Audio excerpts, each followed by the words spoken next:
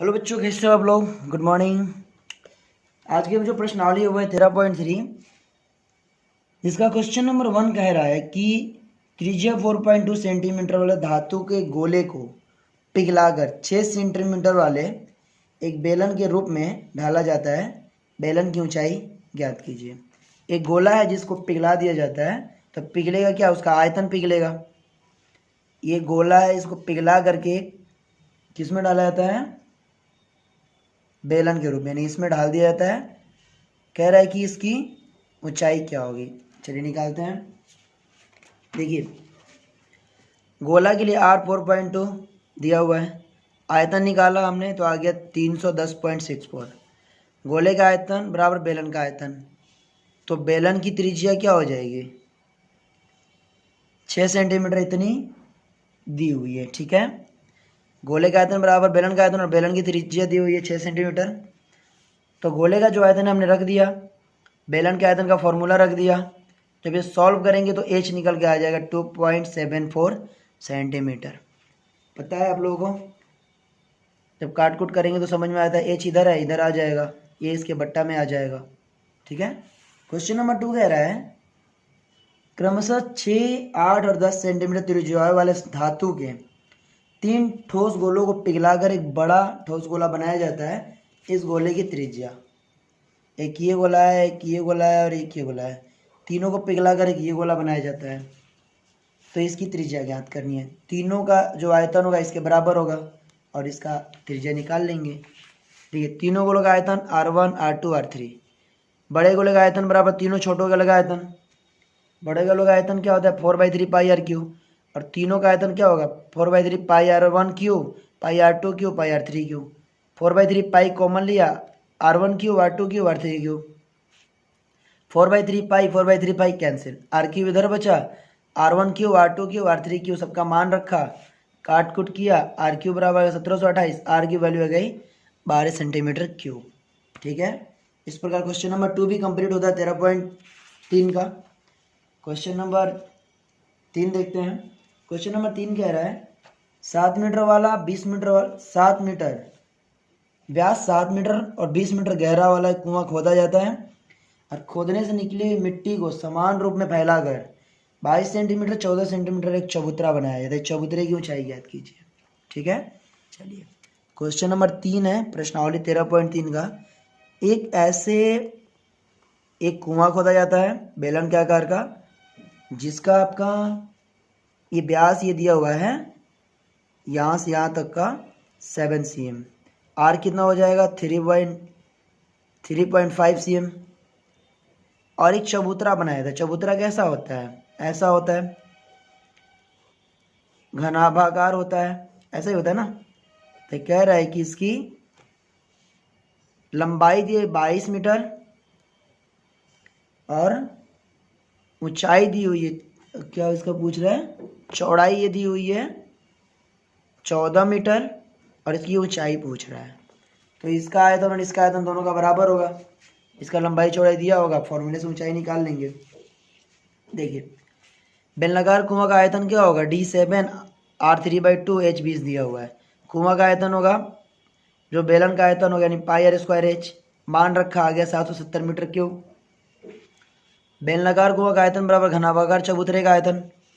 घनाकार चबूतरे का जो L दिया है 22, चौड़ाई दिया हुआ है 14, ऊंचाई पूछ रहा है। इसका आयतन 770 रख दिया, लंबाई रख दिया, चौड़ाई रख दिया, ऊंचाई का H निकालना है। ये इसके नीचे चला जाएगा, H आ गया 2.5 मीटर। ठीक है। क्वेश्चन नंबर 3 कंप्लीट होता है। क्वेश्चन नंबर 4 देखते हैं। क्वेश्चन नंबर 4 कह रहा है कि व्यास 3 मीटर का एक कुआं 14 मीटर की गहराई तक खोदा जाता है। इसने निकली हुई मिट्टी को कुएं के चारों ओर 4 मीटर चौड़ी एक वृत्ताकार वलय बनाते हुए समान रूप से फैलाकर एक बांध बना दिया जाता है। इस बांध की ऊंचाई ज्ञात कीजिए। जैसे एक ये कुआं खोदा जाता है, क्वेश्चन नंबर 4 हम लोग देख रहे हैं। ठीक है, जिसका व्यास दिया हुआ है ये 3 मीटर और ऊंचाई दी हुई है ये 15 सेंटीमीटर और ये 3 मीटर। मीटर और सेंटीमीटर ध्यान दीजिएगा। सॉरी 14 मीटर ये है। ओके, क्वेश्चन नंबर 4 है। और जो मिट्टी से निकलती है तो चारों तरफ एक मोटा ऐसे घेर दिया जाता है ताकि कोई बच्चा या कुछ इसमें घेरा गिरे ना। आप लोगों ने देखा होगा, जो गांव के बच्चे होंगे जानते होंगे कि कुएं के ऊपर एक चबूतरा होता है, तो वह इसी मिट्टी से निकले हुए मिट्टी से बनाया गया है। कह रहे इसकी जो ऊंचाई है ना वो उसके ज्ञात कीजिए। ओके, चलिए, तो इसका जो आयतन है वो इसके आयतन के बराबर होगा। और ये चूंकि ये भी बेलन टाइप का ही है, तो इसका बेलन है कितना, इसकी त्रिज्या है 1.5 और इसकी त्रिज्या चौड़ी हो जाएगी, फिर इसकी त्रिज्या घटा देंगे। चलिए सवाल बनाते हैं, सब समझ में आएगा। बेलनाकार कुएं के लिए कुएं का आयतन D3 तो R3/2 H14 दिया हुआ है। आयतन निकालना आ गया 99 मीटर क्यूब। अब मिट्टी का जो आयतन है वो कुएं की मिट्टी का आयतन अब माइनस छोटे भाग का आयतन, ये जो मिट्टी का आयतन है माइनस इस छोटे भाग का जो आयतन है इतना, इसको घटाएंगे। ठीक है, तो कुएं के लिए आंतरिक त्रिज्या 3.2 मीटर, अब बाह्य त्रिज्या 3.2 + 4, इसकी चौड़ाई दी हुई 4 मीटर, तो इसकी त्रिज्या तो घटाएंगे ना, इतना ही तो निकालना है, तो आ गया 11.2। ठीक है, सॉरी पूरा त्रिज्या लेंगे ना यहाँ से यहाँ तक, तो वही हमने त्रिज्या जोड़ दिया।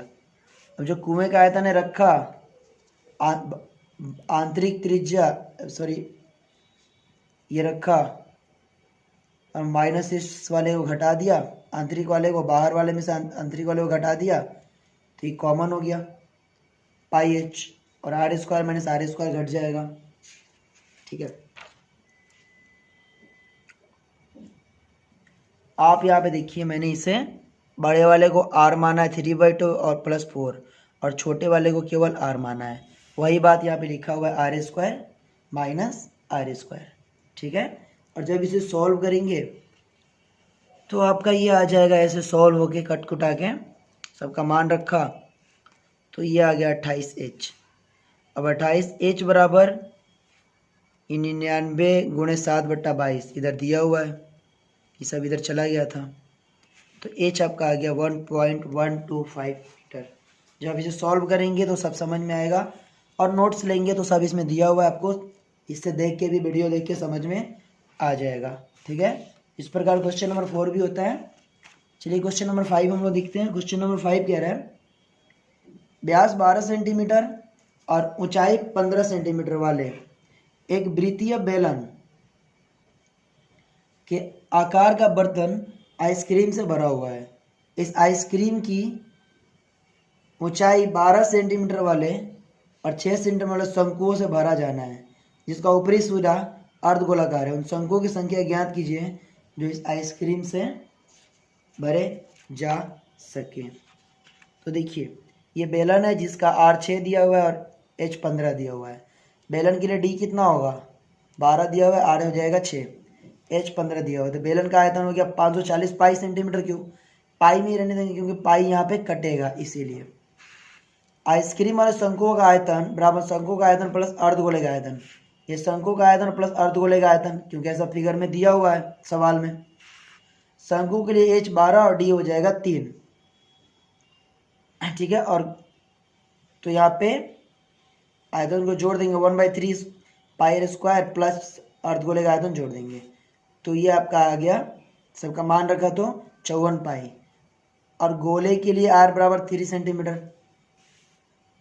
तो शंकु की संख्या क्या होगी, बेलन का आयतन बटा शंकु का आयतन, दोनों में डिवाइड करेंगे तो 540 पाई बटा 54 पाई, कट के आ जाएगा 10 शंकु, यानी कि इसमें 10 शंकु डाले जा सकते हैं।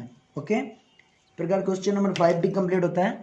क्वेश्चन नंबर 6 से हम लोग अगले वीडियो में देखेंगे, तब तक आप लोग इसे प्रैक्टिस कीजिए। मिलते हैं अगले वीडियो में, तब तक के लिए